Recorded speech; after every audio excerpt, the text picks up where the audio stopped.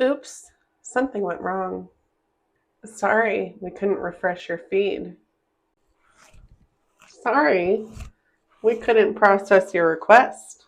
9 times out of 10, if you get one of these alert messages while you're on social media, it means that you have a bad internet connection on your phone, or you simply need to update your app. So I hope that's a helpful tip and helps you run things smoother from your phone and on the go. It seems pretty obvious, but I'm sure someone out there could use a refresher. See you next time.